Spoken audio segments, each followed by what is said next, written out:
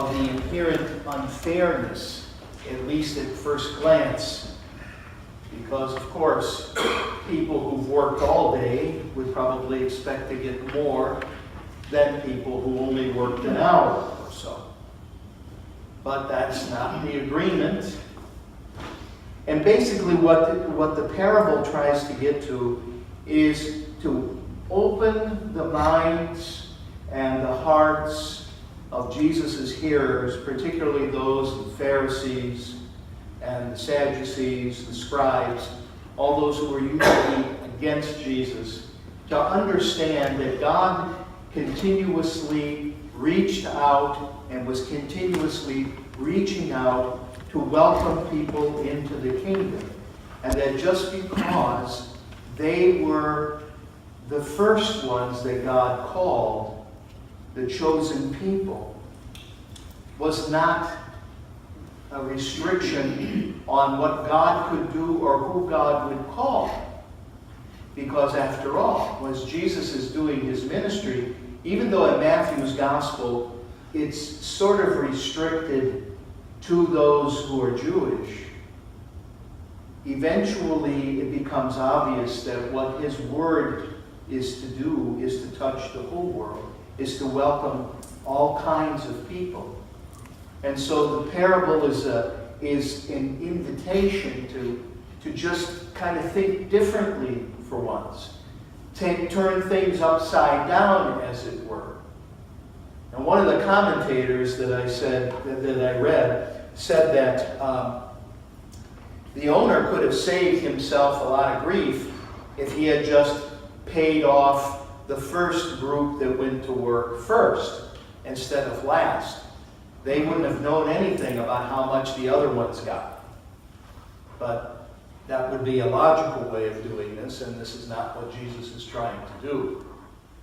But people will always find something to complain about if they feel that they are superior to somebody else when somebody else gets called and they aren't. It's always a moment of unfairness when, sides are being chosen. As a kid, maybe some of us experienced, being there to be chosen for one side or another in a baseball game or whatever, and you end up being the very last one picked because nobody really wanted you. I saw something about the NFL draft saying that the last pick in an NFL draft is usually called Mr. Irrelevant because, he probably is not going to end up playing for anybody.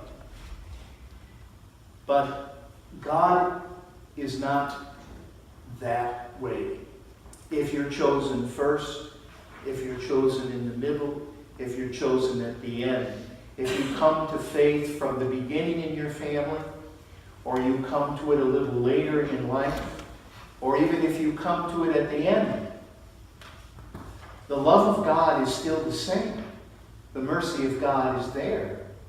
And what we have to learn is that if God can love anybody who is at any stage of their life journey, no matter what they've done, how can we do any less? How could we ever say that this person is not worthy of the love of God? In the present world situation, we can say plenty of things about plenty of people in leadership positions in various countries who we think are just about the worst people on the face of the earth. And it's not that they haven't somehow done something to gain that reputation.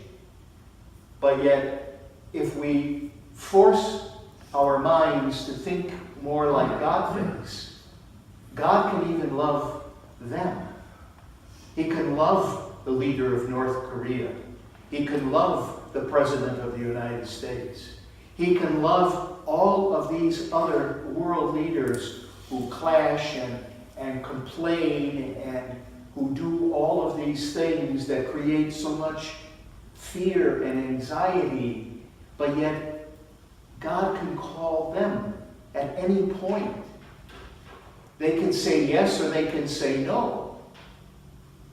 But if Kim Jong-un would decide that he wanted to become a Christian, we might all be very, not only extremely surprised, but we might be very suspicious. And yet the grace of God could do that, to call somebody as unlikely as him into his kingdom at any point in the journey. Because let's face it, we've all done things in our lives that maybe we're not too proud of. We try not to think about. And yet the Lord has called us at different times, sometimes through various circumstances, but yet here we are, part of the people of God, part of God's family, part of this worshiping community.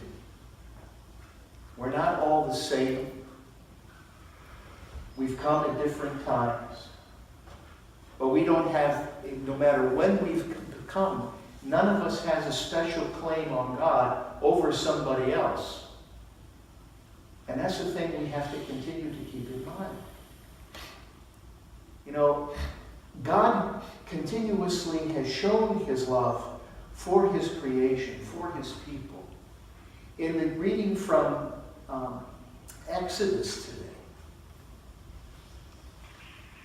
he's showing them that even though they frustrate him no end, because he's freed them from slavery in Egypt, and now they're going to complain and say, we wish we were back in Egypt. At least we had food to eat. And we didn't have to drag us out into this desert to die of hunger and of thirst. And so God hears that plea from them, provides them with manna, provides them with quail, so they have food morning and night. Because he was trying again to show this love for them, even though they oftentimes were unworthy of it. Because they didn't know how to treat God. No matter what God did, they would always find fault, but yet God forgave them. Sometimes he tried to teach them a lesson. Sometimes they learned. Most of the time they didn't. At least it didn't last very long. But they are welcome. They are reminded that everything God does for them, he does out of love for this people. Everything that God does for us, he does out of love for us.